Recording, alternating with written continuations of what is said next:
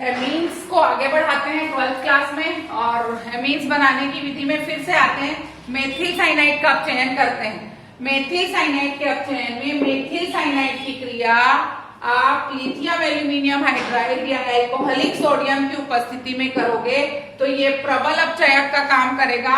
यहां से 4 हाइड्रोजन निकलेगा इसी लिथियम एल्यूमिनियम हाइड्राइड से। ये 4 हाइड्रोजन को आप डिस्ट्रीब्यूट कर दो, 2 हाइड्रोजन कार्बन को दे दो, 2 हाइड्रोजन नाइट्रोजन को दे दो और बना लो CH3CH2NH2 जो कि होगा एथिलेमीन। उसके बाद अगला अपचयन कर लो एमाइडों का। एमाइडों के अपचयन में आप एसिटामाइड ले लो, CH3CONH2 ले लो और CH3CONH2 लेके फिर से लिथियम एल्यूमिनियम हाइड्राइड से ही क्रिया कराओ।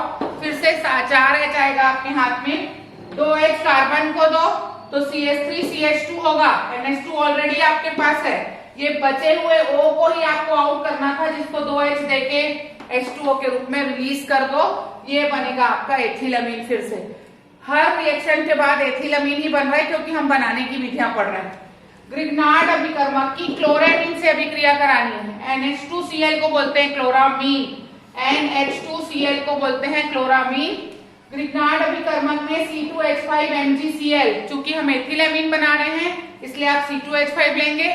मेथिल बनाना होता तो आप CH3 ले सकते थे। C2H5MgCl की क्रिया क्लोरामीन से कराई गई। जब जब ग्रिग्नार्ड अभिकर्मक लेना है शुष्क ईथर डालना है। ये बात हम एल्कोहल में पढ़ चुके हैं, हेलो एल्केन्स में भी पढ़ चुके हैं। ड्राई ईथर डालते ही क्रिया होगी, ये वाला NH2 जाके जुड़ जाएगा C2H5 के साथ और MgCl2 बाहर निकल जाएगा। जरूरी नहीं था कि ग्रिग्नार्ड अभिकर्मक में क्लोरीन वाला ही प्रोडक्ट लिया जाता, आप ब्रोमीन आयोडीन लेते तो भी ये क्रिया होती। अम्लीय माध्यम में नाइट्रोएल्केन का अपचयन करना है। माध्यम को अम्लीय रखेंगे आप क्योंकि अम्लीय माध्यम में आप SnHCl डाल रहे हैं। ये SN इस HCl से निरंतर क्रिया करके क्रमशः SnCl2 और SnCl4 बनाकर इस हाइड्रोजन को रिलीज करता जाएगा। जितनी हाइड्रोजन की जरूरत है आप यहाँ यूज कर सकते हैं। तो ये C2H5NO2 से 6 हाइड्रोजन की क्रिया होगी। 2 हाइड्रोजन जाएगा N के पास, उसको बदल देगा NH2 में। 4 हाइड्रोजन जाएगा O के पास और उसको बदल देगा 2 मोल जल में। तो ये बनेगा आपका C2H5NH2 प्लस 2 मोल जल, ये 2 मोल जल निकलेगा। उसके बाद आते हैं हाइड्रो अपचयन। सेम प्रोसेस था, वहां नवजात हाइड्रोजन लिया गया था, यहाँ आणविक हाइड्रोजन लिया जा रहा है, वो परमाणविक हाइड्रोजन था। आणविक हाइड्रोजन इसलिए लिया गया क्योंकि वो निकला ही नवजात SnHCl से क्रिया करके। यहाँ परमाणु इसलिए कि निकिल उत्प्रेरक है जिसकी सतह पर जाके जब हाइड्रोजन अणु चिपकता है तब वो H में टूटता है। ठीक है, तो C2H5NO2 की अभिक्रिया 3H2 से करते हैं जिसको हाइड्रो अपचयन बोलते हैं। निकिल की उपस्थिति में रिएक्शन सेम हुआ, फिर से 2H दिए और 2 मोल जल निकाले, C2H5NH2 प्लस 2 मोल जल। एथिलमीन का ही निर्माण हुआ। एल्डिहाइड में मैंने आपको ऑक्सीन बनाना सिखाया था। जब एल्डिहाइड की क्रिया हाइड्रोक्सिलमीन से कराई गई थी तो ऑक्सीन बना था जिसको हम एसिटल ऑक्सीन बोले थे। तो यहाँ पर फिर से CH3CH डबल बॉन्ड NOH की क्रिया 4H से कराई जा रही है। तो ये 4H से 1H यहाँ दीजिए, 2H N को दीजिए और 1H OH को देके उड़ा दीजिए। तो ये बना आपका C2H5NH2 प्लस H2O। अगला रिएक्शन है एल्डिहाइड से अमोनिया की क्रिया करानी है आपको। CH3CH डबल बॉन्ड O की क्रिया NH3 से करानी है। 2 O और 1H उड़ जाएगा H2O के रूप में और ये वाला NH यहाँ जाके जुड़ जाएगा। ये वाला जो रिएक्शन है वो इलेक्ट्रोमेरिक प्रभाव के कारण होता है। ठीक, अब उसके बाद फिर से इसका जैसा वहां अम्लीय माध्यम में अपचयन किया यहाँ करिए। अम्लीय माध्यम में अपचयन का सबसे बड़ा फायदा होता है जितना हाइड्रोजन आपको चाहिए उतना ही लिखना होता है। 2 चाहिए, 4 चाहिए, 8 चाहिए, आप ले सकते हैं। तो CH3CH डबल बॉन्ड O से आपने एल्डिमीन बनाया, CH3CH डबल बॉन्ड NH, उसको जैसे ही आप 2H दोगे तो ये हो जाएगा CH3CH2NH2 और इसे आप कहेंगे एथिलमीन। ये पूरी बनाने की विधियां हैं जो आपको करनी है।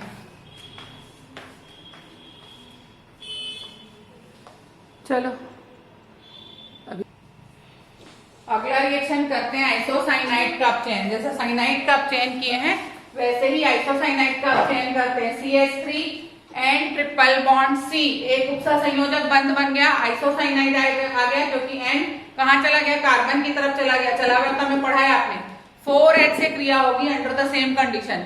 या तो आप एल्कोहलिक सोडियम लोगे या आप LiAlH4 लोगे। तो जैसे ही ये लोगे, इसको एक H दोगे और इसको 3H दोगे तो बना आपका CH3NH, द्वितीयक एमीन। क्लियर। उसके बाद अम्ल एजाइड से क्रिया, हाइड्रोजोइक अम्ल पढ़े थे, N3H, हाइड्रोजन की जगह हटा के रख दिया सोडियम, तो ये सोडियम एजाइड हो जाएगा NaN3 की अभिक्रिया एसिटल क्लोराइड से कराई जा रही है। CH3COCl एसिटल क्लोराइड है, आपको एसिड पढ़ाया है मैंने। तो जैसे ही एसिटल क्लोराइड से NaN3 की क्रिया होगी, ये NaCl बाहर आ जाएगा और उसकी जगह में ये N3 जुड़ जाएगा। CH3C डबल बॉन्ड हो N3 प्लस NaCl, इसको बोलते हैं हम अम्ल एजाइड। अम्ल एजाइड की क्लोरोफॉर्म से क्रिया कर देते हैं। जैसे ही हम क्लोरोफॉर्म से अम्ल एजाइड की क्रिया करेंगे, सबसे पहले ये जो है आपका आणविक अवस्था में जाएगा, सब ये दिखेगा नहीं, और आपको मिल जाएगा CH3N double bond C double bond O। मतलब आपने केवल ये एक N रहने दिया, बाकी सब बाहर चला गया। ये बन गया आपका मेथिल आइसोसाइनेट।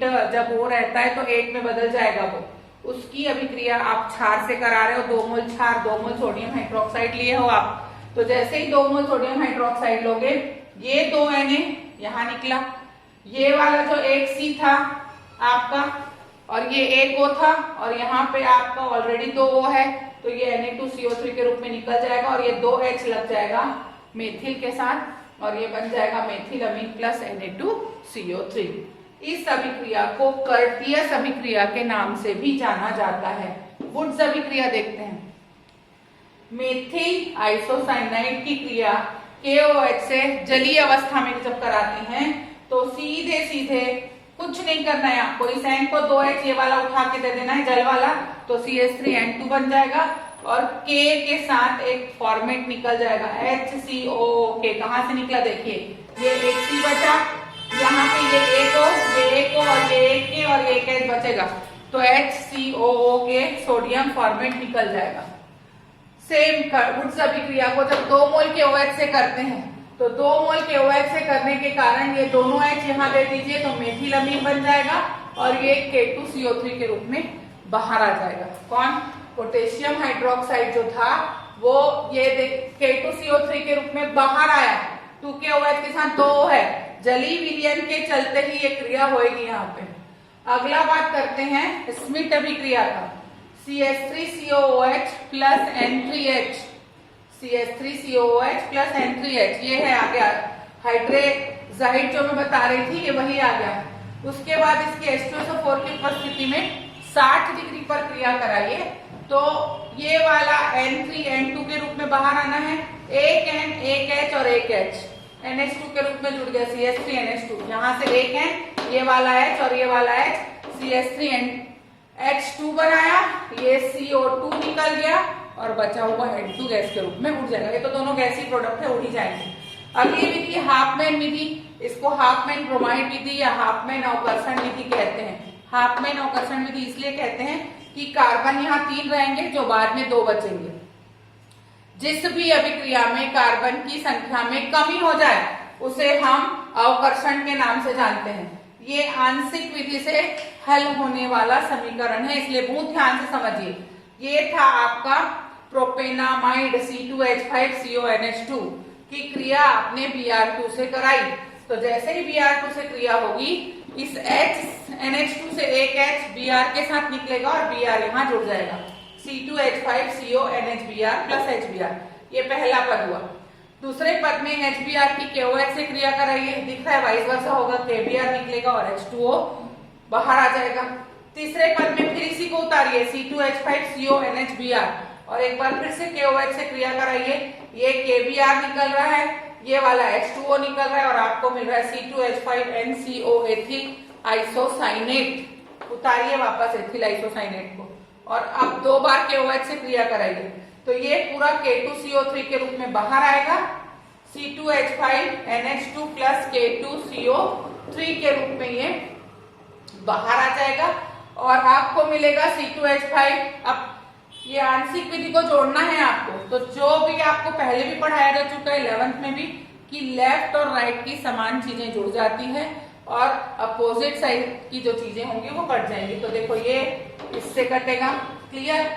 उसके बाद ये KBr जो था वो सबसे पहले जोड़ लो, C2H5NH2, ये Br2 आया, 1 2 और 2 4 ये। उसके बाद ये NCO से NCO कट गया, ठीक है, और इस HBr से ये HBr कट गया। अब इधर क्या बच गया, C2H5NH2 जो यहाँ पर बना है। उसके बाद ये जो KBr बचा था वो 2 KBr जुड़ गया, कहाँ कहाँ था KBr, 1 और 1 2। उसके बाद तीसरी अवस्था में ये K2CO3 और चौथी अवस्था में 1 और 1 2 मोल जल। ये पूरा आपका योग हो गया और जितनी भी समान चीजें लेफ्ट राइट में थी वो जुड़ी हैं और विपरीत साइड में जो चीजें थी वो कट गई हैं। और इस तरह से ये अवकर्षण हुआ, क्योंकि देखिए यहाँ 2 और 1 3 कार्बन था और यहाँ केवल 2 कार्बन बचा। बनाइए।